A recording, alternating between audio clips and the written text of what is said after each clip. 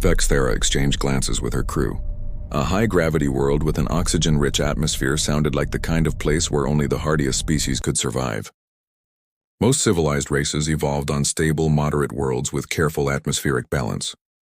The idea of intelligent life developing on such a harsh planet was disturbing. "How extreme are these conditions?" Dr. Zilnara asked. "Earth's gravity is approximately 1.8 times standard galactic measurement," Captain Santos replied matter-of-factly. "The oxygen concentration in our atmosphere is about 21%. Surface weather includes electrical storms, high-velocity wind systems, and rapid temperature fluctuations. We've prepared a landing facility with appropriate accommodations for visiting species." Navigator Corvin's scales had now shifted to a deep orange color. "Commander," he whispered, 1.8 times standard gravity would crush most species, and 21% oxygen concentration would be lethal to anyone not wearing protective equipment. But what troubled Vexthera most was how casually Captain Santos had described these deadly conditions. She spoke about crushing gravity and toxic atmosphere like they were minor inconveniences, rather than environmental hazards that would kill most galactic species within minutes. What kind of creatures were these humans? And how had they managed to build an advanced civilization on such a death world?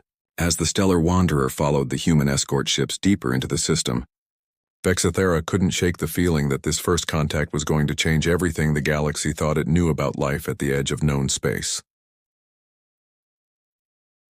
The truth about humanity's edge. The descent to Earth's surface was unlike anything Commander Vexthera had experienced in her 30 years of space exploration. The Colonian shuttle, reinforced with additional gravity compensation systems, shook violently as it entered Earth's atmosphere. Through the reinforced viewport, she watched towering storm clouds split by brilliant lightning that danced across the sky in patterns that seemed almost alive. Dr. Zilnara, secured in her crash harness with multiple gravity support systems, monitored her instruments with growing amazement. "Commander, the atmospheric pressure readings are increasing beyond anything I've seen on inhabited worlds. The electromagnetic activity from those storms would disable most of our standard equipment." Navigator Corvin, his scales now a deep purple indicating severe stress, gripped his restraints as another wave of turbulence rocked the shuttle. "How do the humans navigate in conditions like this?" Their human escort pilot, Commander Jake Morrison, seemed completely relaxed as he guided them through the storm system. Over the communication system, his voice carried no trace of concern as he provided a casual commentary on their descent. "Sorry about the bumpy ride, folks. We're hitting the edge of Hurricane Patricia. She's a Category 4 storm, but nothing too serious. We'll have you on the ground in just a few minutes." Vexthera stared at the display showing wind speeds that would tear apart most spacecraft. Commander Morrison was calling this nothing too serious, while navigating conditions that would challenge the most advanced Colonian atmospheric processors. What kind of species considered such devastating weather patterns routine? The landing facility appeared through the storm clouds like something from a fever dream. Massive structures rose from the planet's surface, their surfaces gleaming despite being constantly battered by wind and rain. The architecture was both beautiful and intimidating, with flowing lines that seemed designed to work with the planet's violent weather, rather than simply endure it. As they touched down, Vexthera felt the full weight of Earth's crushing gravity settle onto her reinforced exoskeleton. Even with her environmental suit's assistance systems operating at maximum power, moving required significant effort. Dr. Zilnara had to activate emergency support protocols just to remain upright. Commander Morrison met them at the landing platform, walking easily in conditions that would cripple most galactic species. He wore only a light jacket over his standard uniform, seemingly unaffected by the wind and rain that hammered against the transparent atmospheric barriers protecting the landing area. "Welcome to New Geneva Research Facility," he said cheerfully, his voice carrying clearly despite the storm raging around them. "Dr. Sarah Chen, our xenobiology specialist, is waiting to meet you. She's been studying galactic species for quite some time and is very excited about this opportunity." As they moved through the facility's corridors, Vexthera noticed details that didn't match the primitive technology she had expected. The walls were constructed from materials she didn't recognize, with surfaces that seemed to actively respond to environmental conditions. The lighting systems adapted automatically to the visual needs of each species present, and the atmospheric processors maintained perfect environmental balance despite the chaos outside. Dr. Sarah Chen proved to be as remarkable as the facility itself. She was a small human by their species standards, but she moved with an easy confidence that spoke of strength far beyond her appearance. When she casually lifted a piece of equipment that weighed nearly as much as Dr. Zilnara, the Colonian science officer's instruments began registering readings that seemed impossible. "I'm so pleased you could visit," Dr. Chen said warmly as she led them through the research laboratories. "We've been following Colonian scientific publications for decades. Your work on quantum crystalline structures has been particularly influential in our own research." Dr. Zilnara activated her medical scanner, trying to understand how humans could function in these conditions. What she discovered challenged everything she thought she knew about biological limitations. Human bone density was nearly 3 times that of most galactic species. Their muscle fibers contained structures that could generate force levels approaching those of mechanical systems. Most disturbing of all, their cardiovascular systems operated at pressures that would be lethal to any other known life form. "Dr. Chen," Zilnara asked carefully, "how is it possible for your species to survive in these conditions? The gravity alone should make complex life impossible." Dr. Chen smiled with what Vexithara was beginning to recognize as typical human casualness about their extraordinary circumstances. "Oh, Earth's actually quite mild compared to some worlds we've colonized. The gravity here shaped our evolution, of course. We had to adapt or die out like any species. Our bone structure, muscle development, and organ systems all evolved to handle these pressures." She gestured toward a wall display showing images of other worlds. "Some of our outer colonies are established on planets with gravity approaching 3 times Earth normal. The people born there are even stronger than those of us from Earth. Evolution is quite remarkable when you give it enough pressure to work with." Navigator Corvin, who had been unusually quiet since their arrival, finally spoke up. "Captain Santos mentioned that you've been monitoring galactic civilization for decades. How is this possible? Colonian sensor networks should have detected any advanced surveillance technology." Dr. Chen exchanged a glance with Commander Morrison before leading them to a secured section of the facility. What they saw there redefined their understanding of human capabilities entirely. The chamber contained displays showing real-time images from dozens of star systems throughout the galaxy. Colonian worlds, Valdoran trade routes, crystalline Confederacy military installations, all being monitored with perfect clarity. "We've developed stealth technology that allows our observation ships to remain undetected," Dr. Chen explained. "It's based on principles we discovered while studying the quantum effects of our own planet's extreme electromagnetic field.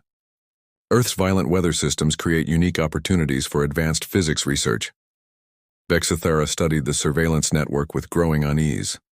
"How many of these observation ships do you have deployed?" Commander Morrison activated another display, showing a 3-dimensional map of the galaxy with small indicators scattered throughout known space. There were hundreds of them, possibly thousands. Humanity had been watching galactic civilization with a surveillance network that surpassed anything the major powers possessed. "The real question," Dr. Chen said quietly, "is why we've maintained this level of monitoring. Would you like to see the reason?" She activated a final display that showed the region beyond the galaxy's edge, in the deep void between galaxies. What appeared there made Vexithara's compound eyes dilate with terror. Massive structures moved through the emptiness, artificial constructs the size of small moons. They seemed to absorb light itself, creating areas of absolute darkness against the star field. Commander Morrison activated another display, showing a 3-dimensional map of the galaxy with small indicators scattered throughout known space.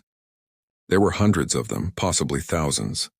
Humanity had been watching galactic civilization with a surveillance network that surpassed anything the major powers possessed. "The real question," Dr. Chen said quietly, "is why we've maintained this level of monitoring. Would you like to see the reason?" She activated a final display that showed the region beyond the galaxy's edge, in the deep void between galaxies. What appeared there made Vexithara's compound eyes dilate with terror. Massive structures moved through the emptiness, artificial constructs the size of small moons. They seemed to absorb light itself, creating areas of absolute darkness against the star field. "We call them the Devourers," Dr. Chen explained.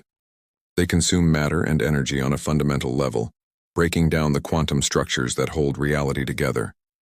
Our deep space monitoring stations detected their approach approximately 200 years ago. They've been slowly moving toward our galaxy ever since. The implications hit Vexthara like a physical blow. You've known about this threat for 2 centuries? We've been preparing for 2 centuries, Commander Morrison corrected. Humanity has been building a defense network throughout the galaxy's rim, using our natural advantages to create military installations in regions too harsh for other species to colonize. We've been developing weapons and strategies specifically designed to fight these entities. Dr. Chen activated another section of the display, showing massive installations hidden throughout the galaxy's edge. Fortress worlds built on planets with crushing gravity and toxic atmospheres. Weapons platforms concealed in asteroid fields that other species considered worthless. An entire military infrastructure hidden in plain sight because no one else would want to live in such hostile environments. Why haven't you told the galactic community about this threat? Dr. Zilnara asked, her voice barely above a whisper. Because, Dr. Chen replied sadly, we've seen what happens when civilizations learn about the Devourers before they're ready. Panic. Economic collapse. Some species have destroyed themselves rather than face the possibility of being consumed. We decided it was better to prepare in secret and reveal the truth only when necessary. Vexthara looked at the tactical displays showing humanity's hidden fleet and felt a chill that had nothing to do with Earth's harsh environment. How close are they? Commander Morrison checked his instruments. Based on their current trajectory and speed, the first scouts will reach the galaxy's outer rim in approximately 18 standard months. The main force will arrive within 5 years. The revelation that humanity had been secretly protecting the galaxy while the rest of civilization went about their daily lives was overwhelming. These humans living on death worlds at the edge of known space had appointed themselves guardians of species who didn't even know they existed. What do you need from us? Vexthara asked, understanding that everything had changed with this knowledge. Dr. Chen smiled, but this time her expression was grim rather than casual. We need allies. The Devourers are beyond anything humanity can face alone, even with all our preparations. But we also need species that can function in the kind of environments where this war will be fought. Kelonians are known for their resilience and adaptability. With the right equipment and training, your people could operate alongside humans in conditions that would be impossible for most galactic species. She activated a final display showing battle plans and defensive strategies. We're offering to share our technology, our knowledge, and our preparations. In return, we need help building the kind of alliance that can stand against an enemy that treats reality itself as food. Vexthara looked around at her crew, seeing her own determination reflected in their expressions. Dr. Zilnara was already studying the technical specifications with scientific fascination.